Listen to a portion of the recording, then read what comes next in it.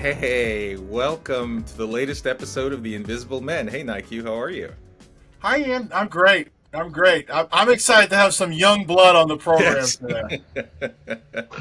Yeah, we learn a lot from the older. We gain wisdom from some hmm of the older guests, but tonight we're speaking to a member of the rising generation, Uh-huh. Mr. Tyler Shephard. Hey, Tyler, how are you? How's it going? I appreciate it. Thank you all for having me here today. I'm excited.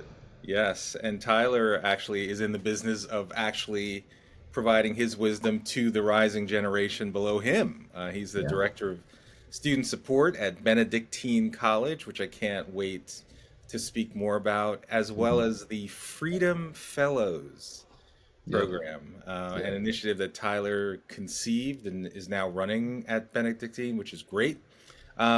But Tyler, before we get into the Tyler of today, just want to hmm talk a little bit about who you were growing up, and we like to start with our guests, asking them, as a black man, when did you discover that race was a thing, like it had meaning Yeah.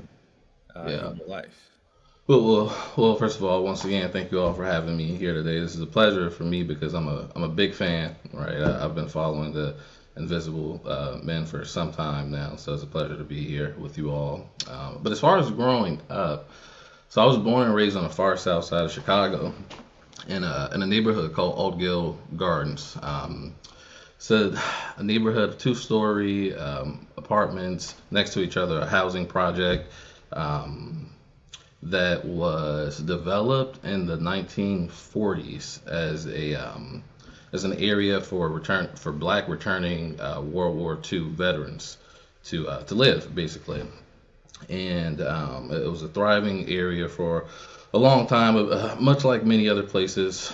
Once the jobs left, a lot of the morale and other things that kept that area afloat left also, right? So, in recent years, it's definitely dealt with its share of troubles, and it shares just about everything that you hear and see on the news about the South Side of Chicago nowadays. So, um, its nickname actually is called the Toxic Donut because what we've learned is that it was built um, upon a wasteland essentially, which was causing cancer and lots of other illnesses. Oh wow. The area is actually most known for a young Barack Obama having his first swing at community organizing. So that was one of his first jobs in that type of role. It was in the neighborhood that I grew up in, Augill Garden. So just about an entirely black neighborhood. I'd say when I found out or realized that race was something to behold, I don't know if it was one specific point in time, but more so a series. Hanging around the older black gentlemen and being on the basketball courts and seeing them inside of the convenience stores. Um, White people, especially, was always talked about with a bit of a slick, nefarious type of tone, right? You can't trust a white man, right? Um, how's it going? Staying black, just trying to keep the white man off my back, right? And Wow. everything seemed a little slick, something to watch out for. And I didn't necessarily have to watch out for it until I got to college, I'd say, when I entered a much more diverse environment. And I found many of those things that were purported to not be true at all. In fact, growing up on the south side of Chicago, considering some of my experiences that are not unique to me, it's almost impossible to grow up where I did and leave unscathed, right? Um, but the folks that I had to watch out for, or the ones that were slick, were often those that looked exactly like me, unfortunately. So Mm. that was the irony in that situation. So not a specific point in time, but more so a series of listening to people's accounts about race and what it is that I needed to look out for. Wow. And I know you played sports. Yeah, Was that an escape valve for you when you were young? yeah. Interestingly enough, I was never, and I don't know where I got this from. I was never one of those guys who wanted to go to the NFL or play professionally. It was always a means to an end for me. Quite honestly, I don't even like sports that much. I was bigger. The men in my family are bigger. I like to lift weights here and there. Found that I was decently good at football, nothing crazy, and realized that it would provide me an opportunity to pursue a higher education. And once I realized that that was probably going to be an avenue that made sense for me, it's something that I started to take serious. Got it. You And know, anytime so, I, any, but sorry, just one comment on the toxic foundation of your community. I think I've decided anytime they put gardens in the name of some community, it's probably time to check the water level and the ground for issues. I think that's literally a real effort. Oh, this is gardens, green, Well, uh, meadows. Cabrini Greens in Chicago, yeah. So Right. you might be up to something with that one. right. Sorry, go ahead, Ian. No, no, and so and just help us fill in a little bit more about your own family, because how did you? Because it sounds like what do you guys say? The toxic donut? Is that what you Yeah, said? it's called the Toxic Donut. If you look Wow. up the mother of environmental justice, a lady by the name of Hazel Johnson, would soon appear in your search, who had some trips to the White House and had several movements and organizations aimed at addressing this injustice of these people inhaling these fumes. So I caught public. I would ride public transportation in Chicago. Actually, most people when I got to college and I left Chicago, most of my friends were driving, and I'm like, I never had to drive anywhere because you've got such an efficient public transportation system in Chicago. And most people who are from the area probably know what I'm getting ready to say because there's a very particular stench the moment you turn into this neighborhood, and it's absolutely horrid. But you become used to it, right? Wow. Wow. Wow. So how did you handle, like, so what was your support system? Like, how did you insulate yourself, what sounds like, from some negative forces? Like, what allowed you to start thinking differently? That's a good question. I'd say that it primarily comes from my family foundation, right? So I'm the youngest of seven children. My father was from Meridian, Mississippi, and my mother was from Little Rock, Arkansas, right? And these values that revolved around, being in a church, there's certain things to do and there's certain things you don't do, right? Well, one thing that you and I bonded over a couple of days ago, Ian, was our love for Shelby Steele's The Content of Our Character, right? And in that book, Shelby mentions how his father creates this fictional character. I think his name was Sam, right? And in this fictional character, Sam, is basically something for the children to look to and say, we don't want to do that. We don't want to be like that. So Shelby's father would say things like, Sam loves having kids, but he hates taking care of them. Sam wants the money, but he doesn't want to Want to work for work it, for it? right? Yep. And I bring that up because my mother and my father would instill these values of these middle class values of hard work and perseverance, even though we were far from middle class, right?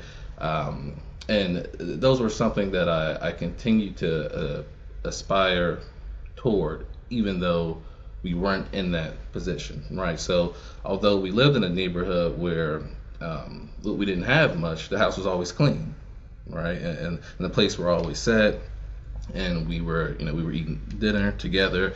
We were making do with what it is that we had at the end of the day, right? And I think that that's probably my foundation. My mother all the time asks me a similar question, right? Because my parents didn't pursue higher education or anything of that nature, and she'll say, Tyler, how you've went to college, you're still in school. My family, they always ask me, like, what are you doing still in school all this time?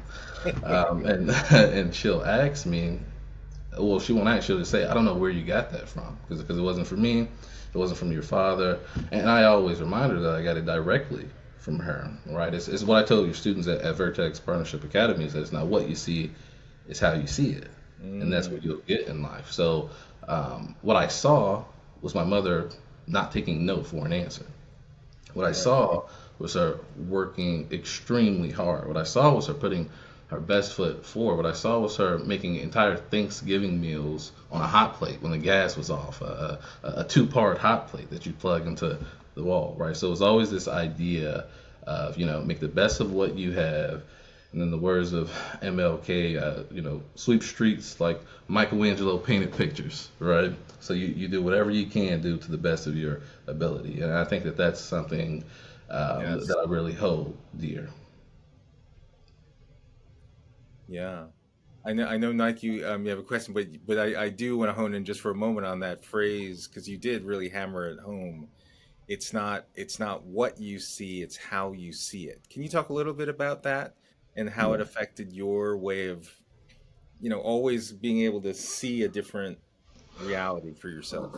Yeah, it's the classic story that's been passed down for ages of the two brothers with a father who's a drunk. One brother becomes a drunk, the other brother becomes a successful businessman. You ask one brother, "How did you become a drunk?" "Well, I watched my father." You ask the businessman, "How did you become a businessman?" "Well, I watched my father." Right? One saw exactly what they wanted to become, and one saw exactly what they did not want to become. And I always knew that there was something else out there in the cosmos, right? I think that I knew that there was a point in time where I thought Chicago was the world, right? I didn't get on a plane until I went to college, right?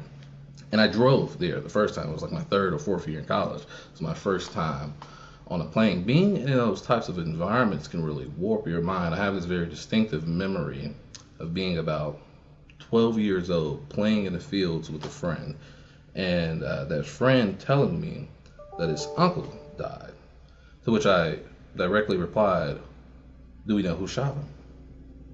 Mm, Because at that point in time, the environment had warped my mind so much that the only way that people leave this earth, the only way that people die, is by violence, by gun violence, right? So it's something very unique about being in a type of environment that does something to the way in which you think. But once again, as I got older, I started to view some of those things as like as indicators of what I need to stay away from, what I don't want to become.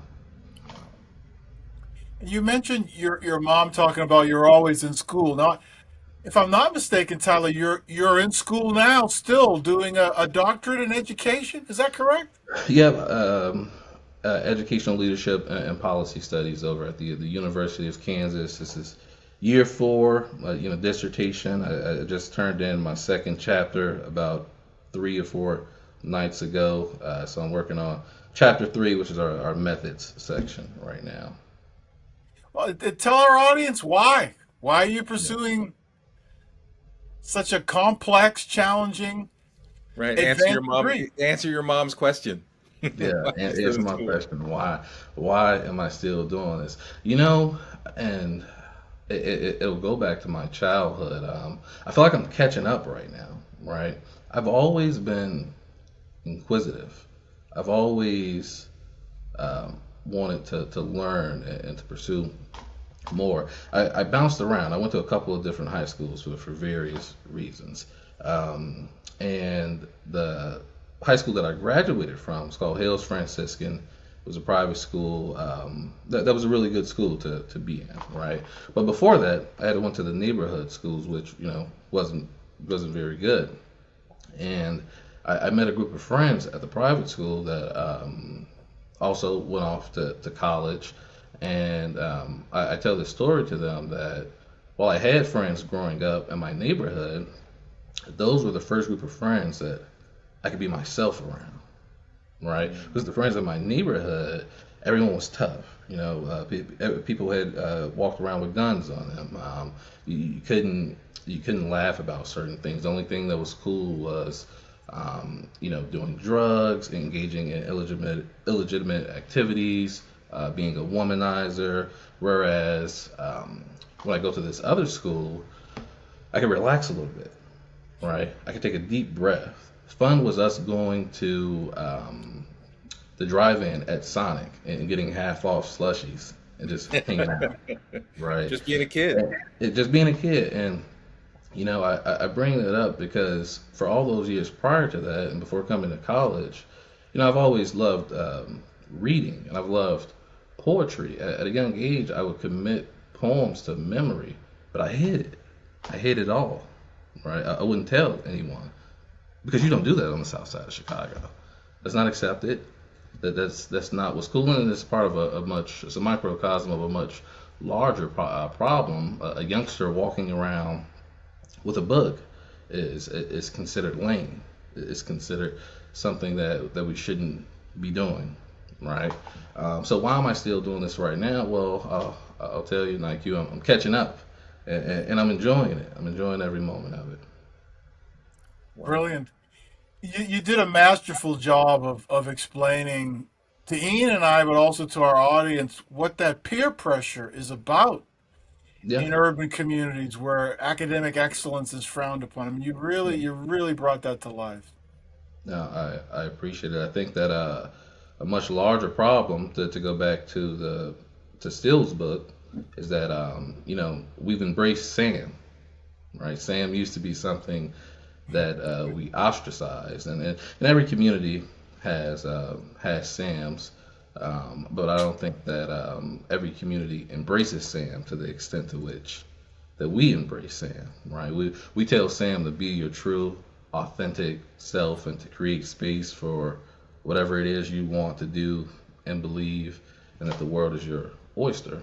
Um, so we've embraced what used to be ostracized. Mm. Wow. Wow. So then let's fast forward now so that you are still in school, you're getting your doctorate, Yeah. but you attended Benedictine College and now you're there. So tell us a little bit Yeah. about what you're doing there and this great initiative that you launched. And full disclosure, I discovered you, partly through my work at Vertex Partnership Academies, and I want my own students from the Yeah. Bronx to Yeah. benefit from what you were building Yeah. at Benedictine. Yeah, and like I said, I can't wait to have some students from Vertex Partnership Academies there on Benedictine College's campus with us. Now, so yeah, I went to Benedictine for undergrad. It's been a unique situation. I left, I came back and got my master's, left, and I came back. I've got some really good mentors here. We've got a really good president at the helm, President Steve Menace. He's really taken the college to new heights.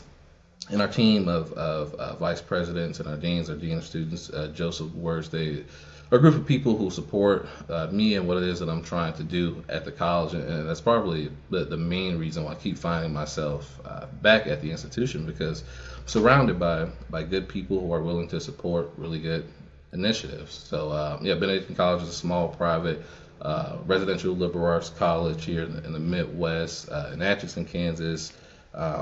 But north of Kansas City, Missouri, if you all are familiar with it. And at this program, so at the college, I'm the director of our Center for Student Support and Engagement. I work with hundreds of students across our campus who are dealing with different forms of adversity. So myself and my team would meet with these students, and we focus on what is and what can be done. Right, we're solution based, and we focus on how to help them curate the necessary habits to achieve the life that they want, essentially. And inside of that center is the Freedom Fellows, a program of distinction that this fall we'll be entering our fourth official year of the program. It's my brainchild. It's something that I'm super passionate about, where we offer tuition opportunities for students who likely would not be at the institution absent this opportunity, right? Small private colleges tuition is rising every single day, right? And it sometimes caps certain folks out of the market. And we want to offer opportunities to bring students to our campus that might not be able to afford it. And the unique thing about this is that in this program, I take this anti-deficit type of model, right? It's interesting. Most colleges across America, and most of the empirical studies focus on what's wrong with the student. If you type in any database, black college students, and there's a study, the interview protocol will go something like, what stands in the way of you succeeding, right? What problems do you face on campus? What's this problem? What's that problem? And while to an extent that could be helpful, from a very basic standpoint, what I'd much rather focus on is what the student who's had success is doing, so Right. that we can find ways to replicate that, right? So Yep. my interview protocol would go something along the lines of, what has enabled you to achieve despite whatever these factors are, right? So that we can replicate that. So in this program, we focus on the development of the student, and helping them curate the skills that are going to be marketable for them in their future. As I was researching the fellows program that you've crafted, launched, and curate, I heard you use the word decency to describe an aspect of what matters in life.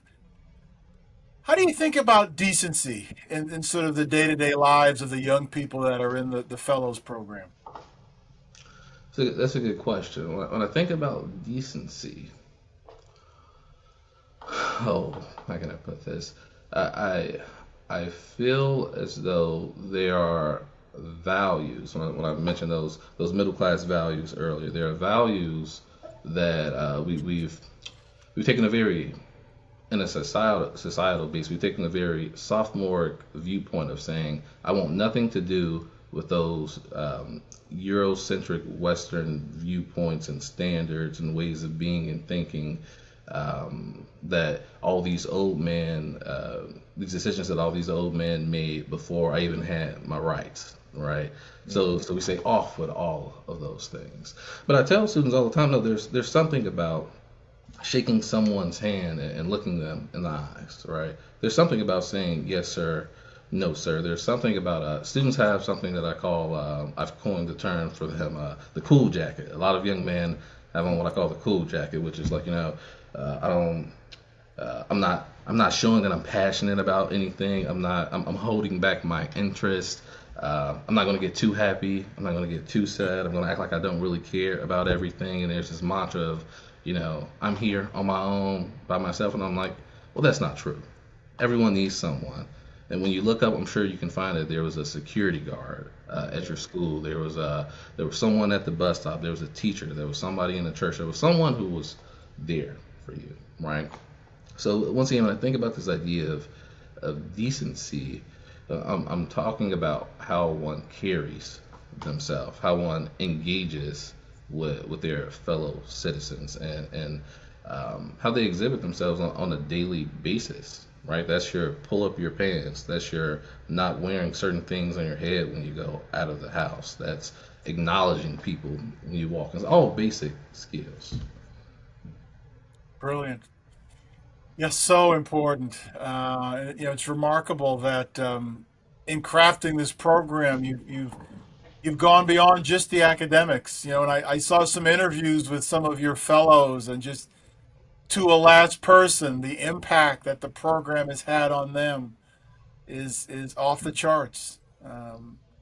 Thank you. If you had a magic wand and unlimited funds, what would this program look like?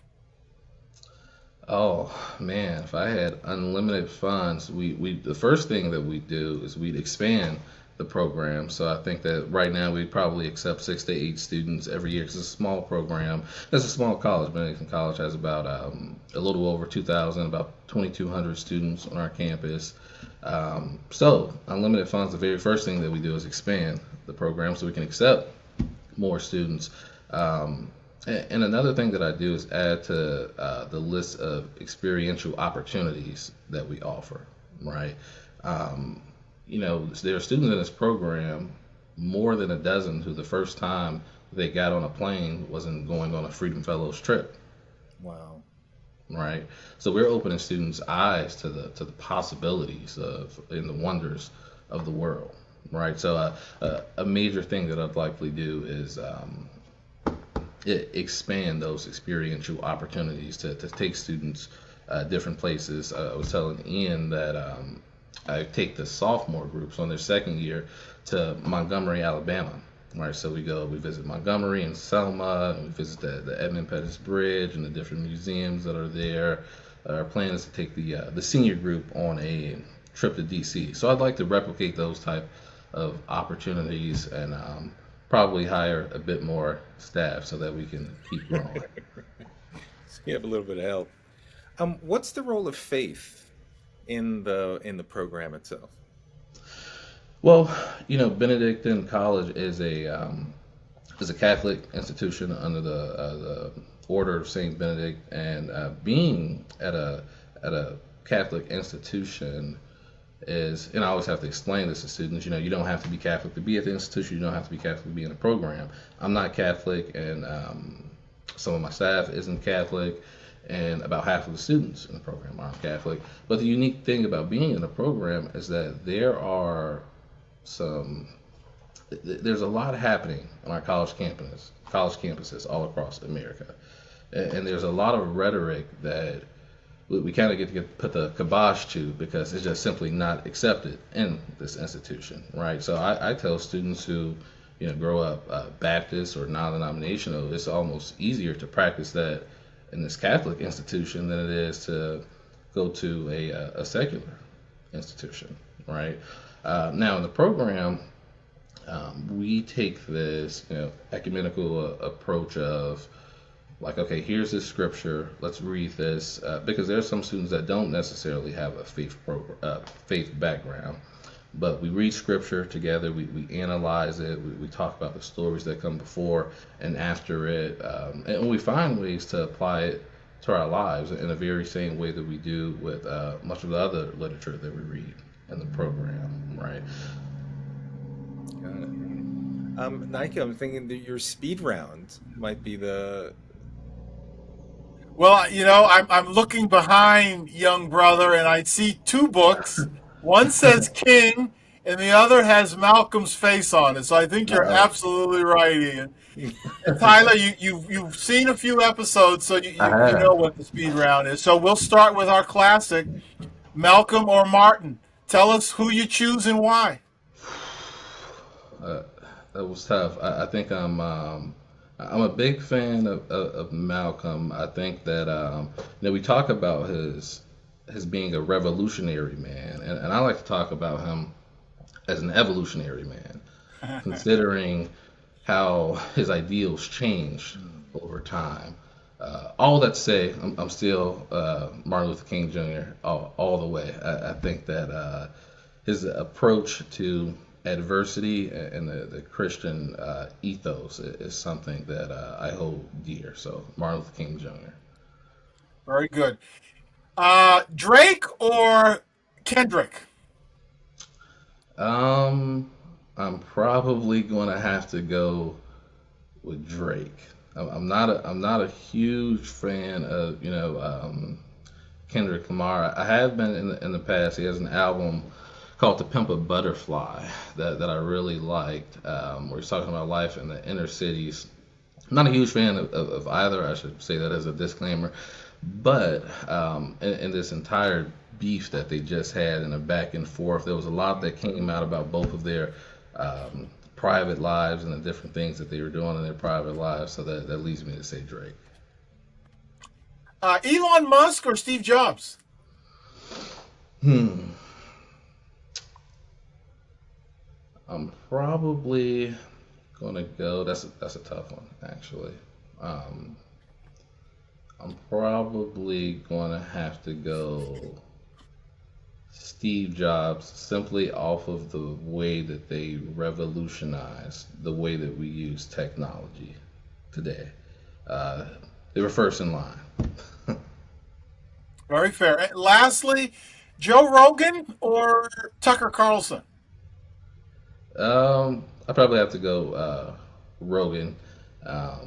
Once again, not a huge fan of either, but I think that Rogan definitely brings some interesting people and perspectives on his show, and he actually lets them talk too, so that's good. Um, Oh, right. and I think that Rogan is, at the very least, I think that he operates in good faith more often, even when he disagrees with folks. Mm-hmm. Mm-hmm. Excellent. Thank you. All right, No excellent. problem. Well, we're almost to the last question where I want to ask you about Darryl, but I have to. So for our listeners who are listening to this podcast just audio, Tyler's Okay. got this like funky little tie going on, and so I have to I have to ask you where you got that tie. Yeah, so I honestly I don't spend a ton of money on clothing. That's not really something that I believe in. So I thrift a lot of my outfits, right? And this tie has been thrifted also. One of my favorite things to do when I visit a new city is either go to one of their museums or one of their thrift stores, right? So this tie that I have on is it costs about $2, and it has this, in living color, Bill Cosby s type of pattern to it. I imagine that it belonged to some black man with an afro some time ago, so I like it.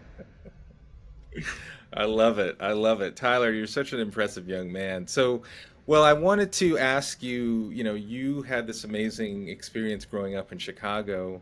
Um, and earlier this week, I read some data from this group called Wirepoint.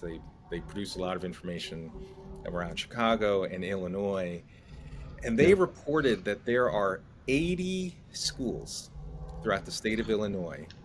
Hmm. Unfortunately, most of them in black communities, but 80 schools in which zero kids passed the state math exam. 80 schools.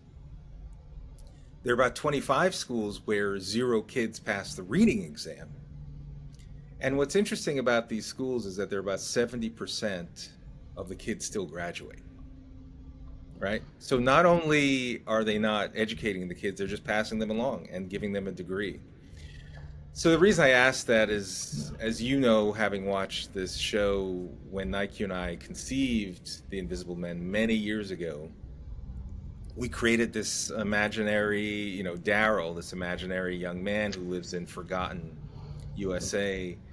Many ways, growing up in communities, it could be similar, similar to what you experienced Yeah. growing up. But you were able to create a different vision. So, and I know you're raising your nephew now, so you have a Yeah. very particular, specific way to answer this question. But what would you say to a 16-year-old black kid, Darryl, who might be in one of these schools in Illinois where, you know, not only do people not are expecting him to do math or with proficiency, but willing to pass him along. Yeah. I'd probably look Daryl in the eyes and ask him, what is it that he will do with his newfound freedom? Right? What is it that you will do with your newfound freedom? I understand, Daryl, there's folks in your ear that there's systemic issues, there's structural issues, and this newfound freedom has been delayed, but in the fullness of time, it has arrived. What is it that you will do with society's efforts to include you? What is it that you will do with the life that your ancestors would die for? They die for the opportunities that you have. They die for the technology that you have. I tell Daryl that he has to keep going, regardless of what's in his way. I mentioned earlier that I would memorize poems and not tell anyone. And one of the poems that I memorized at a very young age was Langston Hughes' "Mother to Son," and it goes, "Well, son, I'll tell you, life for me ain't been no crystal stair. It's had tacks in it, and splinters, and boards torn up, and places with no carpet on the floor bare. But all the while, I've been climbing on, reaching landings, turning corners, and sometimes going places in the dark where there ain't been no light. So, boy, don't you stop now. don't you sit back down on the steps, because if you do, you find that it'll get even harder. For I'm still going, boy. I'm still climbing. And life for me ain't been no crystal stair. I want to tell Darryl that life hasn't been a crystal stair for anybody, right? But what I can promise you, Darryl, is if you stop, if you sit back down on the steps, as Langston told us, life is only going to get harder. You've got to keep going. And I remind Darryl that he doesn't have to do this alone at the end of the day. Darryl, find a teacher, find a mentor, find somebody in a neighborhood that you can lean on, as you can ask certain questions to. And even if you can't find anyone there, in this world that we live in, you can find someone online, right, that you can reach out to and ask certain questions to at the end of the day. And I probably end by encouraging Darryl to open up a very good book that can comfort him at any time. All right, excellent. Any recommendations on what that book might be? The Bible. Bible, there you go. There it is. There you go. It is. Wow. Well, life has been no crystal stair, you know? That's Yep. the reality for all of us, and you have to keep Yep. climbing. Keep Yep. climbing. Wow. Well, Tyler Shephard, thank you for everything that you've done at such a young age. I mean, you're just at the beginning of a lifetime of impact, and thank you to your parents who shielded you and were able to have you be able to see a vision for your life that was probably very different than other young men and where you grew up. Thank you. Thank you. You know, Tyler, one request, if you can think of other magnificent young men like yourself who we could have as guests, I think it's important that we intersperse, you know, these amazing, accomplished, wise, old men with amazing, passionate, driven leaders, young leaders like yourself. So give us a recommendation or two, and please let us know when you complete that doctorate, because we want to celebrate that. Thank you. Thank you. I appreciate it. And I'm in no shortage of those types of people, so I'll definitely shoot some of them your way. Oh, fantastic. All right. Excellent. Well, thank you, Tyler. Thank you, Nique. Thank you to our listeners for watching or listening to another episode of The Invisible Men. If you'd like to look at other episodes, just go to www.invisible.men. We're also on Spotify, Apple, wherever you listen to podcasts. So with that, gentlemen, great to see you. Thank you.